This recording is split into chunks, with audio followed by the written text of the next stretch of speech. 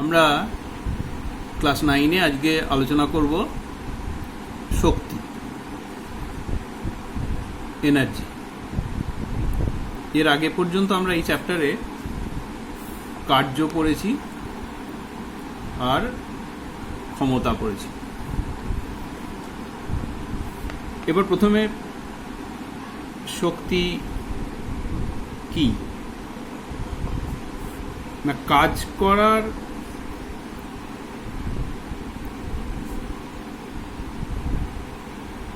সামর্থ্যকে শক্তি বলে। কিরকম ব্যাপারটা না, কোনো একটা বস্তু যদি কাজ করতে পারে, কোনো বস্তু যদি কাজ করতে পারে তাহলে তার শক্তি আছে। এক্ষেত্রে আমরা দেখতে পাচ্ছি যে সময়টা গুরুত্বপূর্ণ না, সময়টা গুরুত্বপূর্ণ না। যেটা আমরা ক্ষমতার ক্ষেত্রে দেখেছিলাম, একক সময়ে কৃতকার্যকে ক্ষমতা বলে, এখানে তা নয়।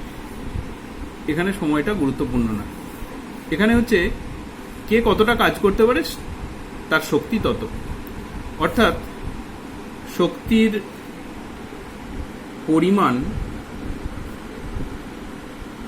পরিমাণ মানে কৃতকার্য, আর কৃতকার্য সমান আমরা জানি বল ইন্টু বলের অভিমুখে সরণ। এটা একটা বিশেষ ক্ষেত্র, সেটা আমরা পড়েছি এর আগে। আবার বলি, কাজ করার সামর্থ্য তাকে শক্তি বলে। কেউ কাজ যদি করতে পারে তাহলে তার শক্তি আছে, এবং শক্তি থাকলেই সে কাজ করতে পারবে। এখানে সময়টা গুরুত্বপূর্ণ নয়, যেটা ক্ষমতার ক্ষেত্রে ছিল। এবং শক্তির পরিমাণ বা পরিমাপ করা হয় কি হবে না, কৃতকার্যের যা পরিমাপ সেটাই হলো শক্তির পরিমাপ। তাহলে বল ইন্টু বলের অভিমুখে সরণ। তো আমরা এখানটা থেকে বুঝতে পারছি যে শক্তির মাত্রা তাহলে কি হবে, শক্তির মাত্রা নয়, মাত্রীয় সংকেত। প্রতি ক্ষেত্রেই আমরা এটা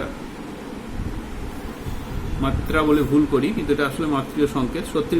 শক্তির মাত্রীয় সংকেত তাহলে কি হবে না, কাজের যা ছিল mL² T⁻²। আবার শক্তির একক কি হবে, শক্তির একক কাজের যা একক ছিল, যেমন এসআই পদ্ধতিতে কি ছিল জুল, আর সিজিএস পদ্ধতিতে আর পরম একক। আবার এখানে বড় এককও ব্যবহার করা হয়, যেমন কিলোজুল। কিলোজুল বড় এককটাও আমরা ব্যবহার করতে পারি। 1 কিলোজুল সমান জানি আমরা 10⁻³ জুল। আর আরেকটা বিষয়, কার্য, ক্ষমতা ও শক্তি এরা সবাই হচ্ছে স্কেলার রাশি। এরা প্রত্যেকে স্কেলার রাশি। তাহলে আমরা এইটুকুর জন্য স্পেশাল করে বলতে পারি শক্তি হলো একটা স্কেলার রাশি। আরেকবার রিপিট করছি, কোনো বস্তু যদি কাজ করতে পারে তাহলে তার শক্তি আছে। তাই সংজ্ঞাটাকে আমরা এইভাবে নির্ধারণ করেছি, কাজ করার সামর্থ্যকে শক্তি বলে। শক্তির পরিমাণ করা হয়, মানে পরিমাপ করা হয় কিভাবে না, শক্তির পরিমাপ করা হয় কৃতকার্য যতটা সেইটা দিয়ে। সেটা হচ্ছে বল ইন্টু বলের অভিমুখে সরণ। এবং শক্তির মাত্রীয় সংকেত হচ্ছে mL² T⁻²। আর শক্তির একক এসআই পদ্ধতিতে জুল, সিজিএস পদ্ধতিতে আর 1 কিলোজুল, মানে কিলোজুল একটা বড় একক, এটা ব্যবহার করা হয়, সমান 10⁻³ জুল। আর কার্য, ক্ষমতা ও শক্তি, কাজ, ক্ষমতা ও শক্তি এরা সবাই হচ্ছে স্কেলার রাশি। এটা ছিল একদম প্রাথমিক আলোচনা। এরপরে যে আলোচনাটা আমরা করব সেটা হচ্ছে যে আমরা এর আগে থেকে এখন পর্যন্ত আমরা বিভিন্ন রকমের শক্তির নাম জানি। আসলে শক্তির বিভিন্ন রূপ হয়, যেমন তাপ শক্তি, আলোক শক্তি,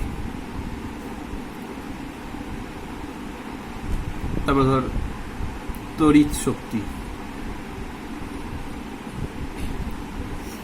চৌম্বক শক্তি,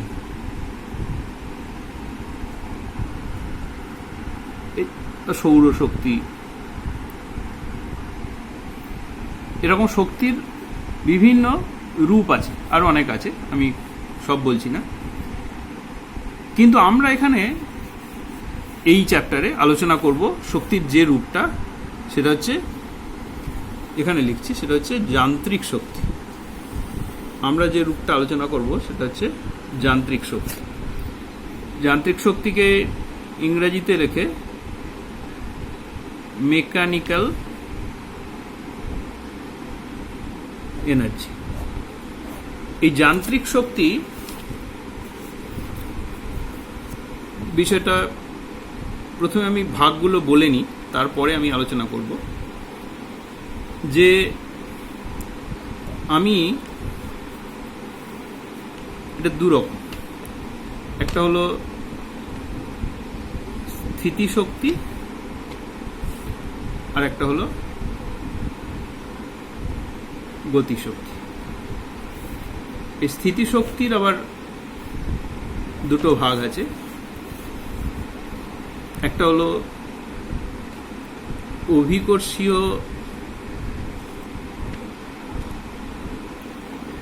স্থিতিশক্তি আর একটা হচ্ছে স্থিতিস্থাপক স্থিতিশক্তি। এবারে আমি কতগুলো উদাহরণ দিই, যাতে এই শক্তির যে প্রথম সংজ্ঞাটা দিয়েছিলাম, যে কাজ করার সামর্থ্য, সেই ব্যাপারটা একটু পরিষ্কার করে বোঝা যায়। ধরা যাক একটা দেওয়ালে একটা পেরেক নিয়েছি, লাগানো আছে, হালকা করে লাগানো আছে। এবার আমি একটা হাতুড়িকে এই পেরেকটার গায়েতে ছুঁয়ে রাখলাম শুধু। তাহলে এইরকম যদি রাখি হাতুড়িটাকে, তাহলে এই পেরেকটাকে এই দেওয়ালে বা এটা ধর একটা বড় কাঠের টুকরো, তার মধ্যে ঢোকানো যাবে না। তার মানে এই মুহূর্তে এই যে হাতুড়িটা, এর কাজ করার কোনো সামর্থ্য নেই, এর মধ্যে কোনো শক্তি নেই। কিন্তু যদি এমন হতো যে এই হাতুড়িটাকে অনেকটা দূর থেকে এনে হাতে করে দ্রুত গতিতে এনে এখানে আমি পেরেকটাতে আঘাত করলাম, তাহলে কিন্তু পেরেকটা দেখা যেত যে পেরেকটা ভিতরে ঢুকে আসছে, পেরেকটা ভিতরে ঢুকে আসছে। তার মানে এই যে হাতুড়ি, তার একটা ভর আছে, ভরযুক্ত একটা বস্তু, সেই হাতুড়িটাকে বেগ দিলে তার মধ্যে কাজ করার সামর্থ্য জন্মাচ্ছে, তার মানে তার মধ্যে কিছু শক্তি আসছে। এক্ষেত্রে যে শক্তিটা হলো, অর্থাৎ কোনো বস্তু তার বেগের জন্য কাজ করার যে সামর্থ্য তার মধ্যে জন্মালো, সেটা হচ্ছে গতিশক্তি। এই গতিশক্তির ইংরেজিটাও লিখে নেওয়া উচিত। গতিশক্তি ইংরেজি হচ্ছে কাইনেটিক এনার্জি। আর স্থিতিশক্তিটাও লিখি, এটা হচ্ছে পোটেনশিয়াল এনার্জি। আবার আরেকটা ঘটনা ধরা হোক, যে মাটিতে ধর একটা কিছু জিনিস পুঁতবো, মাটিতে ঢোকাবো এটা। তা আমরা এটা এখন তো শহরের বিভিন্ন প্রান্তে ঘর বাড়ি হচ্ছে, সেখানে দেখি প্রথম যখন শুরু হয় তখন বিভিন্ন ক্রেন নিয়ে এরকম ভারী ওজন ক্রেনের সাহায্যে সেটাকে উপরে তোলা হয়, খানিকটা তুলে তারপর সেটাকে ফেলে দেওয়া হয়। ফেলে দিলে এটা এর উপর এসে পড়ে এবং এটাকে মাটির মধ্যে বেশ খানিকটা ঢুকিয়ে দেয়। অর্থাৎ একে যদি এর উপর চাপিয়ে রাখতাম, তাহলে এটা এর উপর কোনো কাজ করতে পারতো না, অর্থাৎ এর মধ্যে তখন কোনো শক্তি ছিল না। কিন্তু এটাকে যখন খানিকটা উপরে তুললাম, কোথা থেকে উপরে তুললাম না, ভূপৃষ্ঠ থেকে খানিকটা উপরে তুললাম, তখন এর অবস্থানের জন্য অবস্থানটা পাল্টে যাওয়ার জন্য এর মধ্যে কিছু কাজ করার সামর্থ্য জন্মালো এবং সেটাকে ফেলে দেওয়ার পর সেই যাকে আমি মাটিতে ঢোকাতে চাইছিলাম সেটার উপরে এসে পড়লো এবং সেটা মাটিতে খানিকটা ঢুকলো। এক্ষেত্রে এই যে ভারী ওজনটা আমি নিয়েছি তার মধ্যে যে শক্তিটা জমা হয়েছে সেই শক্তিটা হচ্ছে স্থিতিশক্তি, এবং এই যে স্থিতিশক্তিটা হয়েছে এটা হলো এর অবস্থানের জন্য ভূপৃষ্ঠে না থেকে ভূপৃষ্ঠ থেকে খানিকটা উপরে আছে। তো সেই জন্য এটাকে আমরা বলছি অভিকর্ষীয় স্থিতিশক্তি। আবার ধর এটা গার্ডার, রাবার ব্যান্ড, এই রাবার ব্যান্ডটাকে আমি এইখানে আটকে আমি যদি এইটা হাত দিয়ে টানি তাহলে রাবার ব্যান্ডটাকে আমি এরকমভাবে টানতে পারবো। টেনে আমরা অনেক সময় বদমাইশি করি ক্লাসে যে একটা এখানে কাগজের গোল্লা পাকিয়ে অনেক জোরে টানলাম তারপর এটাকে ছেড়ে দিলাম, তাহলে এই কাগজের গোল্লাটা এরকম তীর বেগে বেরিয়ে গেল, কাউকে গায়ে লাগলো, ব্যথা পেল সে। কিন্তু যদি এটাকে আমি রাবার ব্যান্ডটাকে শুধু প্রথম অবস্থাতেই রেখে এই গোল্লাটা দিয়ে ছেড়ে দিতাম তাহলে কি এই ঘটনাটা ঘটতো না। তাহলে আমি কি করলাম, এই রাবার ব্যান্ডটার আকৃতিটা পরিবর্তন করলাম, টেনে বাড়ালাম এটাকে, তারপর ওই যে কাগজের গোল্লাটা সেইটা নিয়ে টেনে বাড়িয়ে তারপর এটাকে ছাড়লাম, তাহলে এটা একটা বেগ প্রাপ্ত হলো এবং সেটা দূরে গিয়ে কাউকে একটা আঘাত করলো, কোথাও একটা আঘাত করলো। তাহলে এর যে আকৃতিটা পরিবর্তন করছি তার জন্য এর মধ্যে কিছু কাজ করার সামর্থ্য জন্মাচ্ছে, সেটা হলো স্থিতিশক্তি। কিন্তু এটা হলো স্থিতিস্থাপক শক্তি, স্থিতিশক্তি। এই যে ঘটনাটা ঘটলো এটা হলো স্থিতিস্থাপক শক্তি, স্থিতিশক্তি। এটা এরকম হতে পারে যে একটা ধনুকের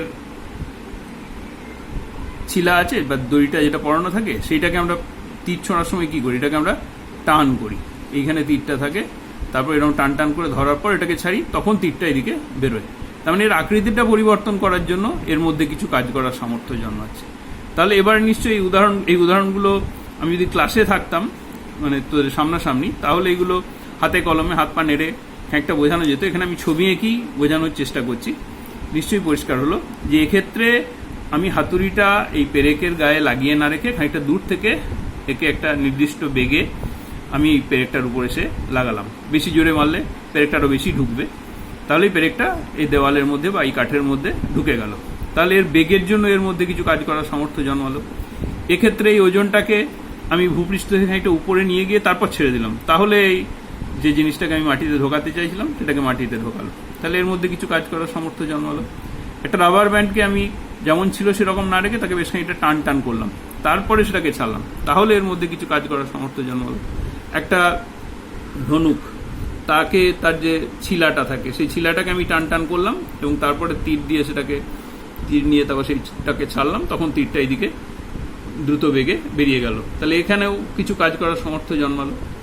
তো এই যে তিনটে বিষয় আমি দেখালাম, প্রথম ক্ষেত্রে যেটা দেখিয়েছিলাম যে শক্তিটা সেটা হলো গতিশক্তি, দ্বিতীয় ক্ষেত্রে যেটা দেখালাম সেটা হলো স্থিতিশক্তি, কিন্তু কি ধরনের স্থিতিশক্তি না অভিকর্ষীয় স্থিতিশক্তি, আর সবশেষে যেটা বললাম সেটা হলো স্থিতিস্থাপক স্থিতিশক্তি। প্রতিটা ক্ষেত্রেই কোথাও বেগের জন্য, কোথাও তার অবস্থানের জন্য, কোথাও তার আকৃতির জন্য তারা কিছু কাজ করার সামর্থ্য পাচ্ছে এবং তাদের মধ্যে শক্তি জমা হচ্ছে, সেগুলোর প্রকাশ আমরা দেখতে পাচ্ছি। এবারে আমরা এক একটা শক্তি নিয়ে একটু আলাদা আলাদা করে পড়ব। প্রথম যে বিষয়টা নিয়ে আলোচনা করব সেটা হচ্ছে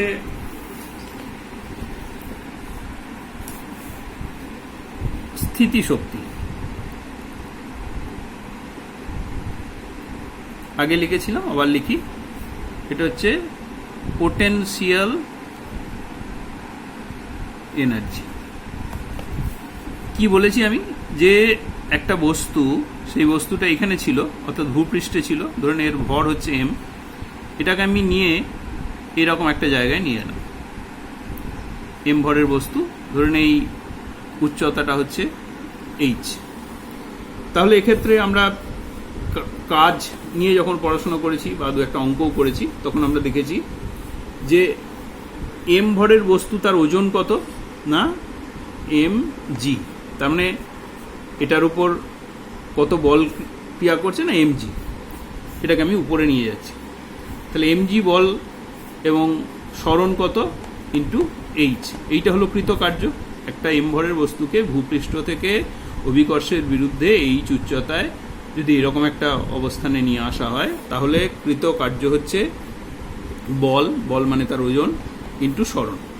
তাহলে এইটা হলো কৃতকার্য। এবার যদি এটাকে ছেড়ে দেওয়া হয় তাহলে এটা নিচে পড়ার পর কিছু কাজ করতে পারবে। তার মানে এর মধ্যে এই যে কাজটা আমি করলাম সেটা এই অবস্থায় যখন নিয়ে এলাম এই অবস্থানে, তখন এর মধ্যে সেটা কি হিসেবে জমা রইল? সেটা জমা রইল স্থিতিশক্তি হিসেবে। এবং এক্ষেত্রে আমরা আগেই দেখিয়েছি এটাকে আমরা বলি অভিকর্ষীয় স্থিতিশক্তি। তাহলে অভিকর্ষীয় স্থিতিশক্তির পরিমাপটা কি? পোটেনশিয়াল এনার্জি, সেটাকে আমরা পি লিখছি, সেটা হচ্ছে কৃতকার্য, সেটা হচ্ছে mgh। এটা মনে রাখতে হবে যে এম এরকম জানিস, বলে দিতে হয় সিম্বলগুলো কোনটা কি। এম হচ্ছে বস্তুর ভর, জি হচ্ছে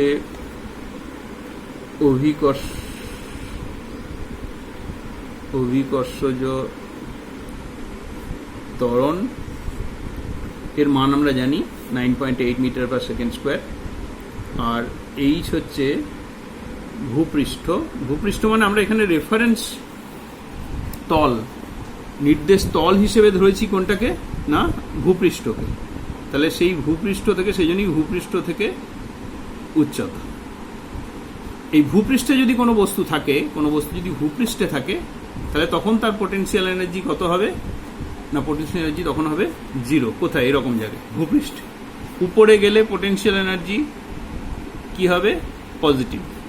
আর ভূপৃষ্ঠের নিচে যদি কেউ থাকে তাহলে তখন পোটেনশিয়াল এনার্জি হবে নেগেটিভ।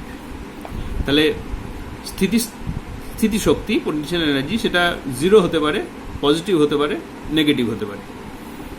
এইটা কিন্তু একটা গুরুত্বপূর্ণ বিষয় মনে রাখার জন্য, মনে রাখতে হবে। এরপর আমরা যে বিষয়টা নিয়ে আলোচনা করব, আচ্ছা এখানে একটা ছোট্ট অঙ্ক করে নেওয়া যেতে পারে যে 2 কেজি ভরের একটা বস্তু, 2 কেজি ভরের বস্তু ভূপৃষ্ঠ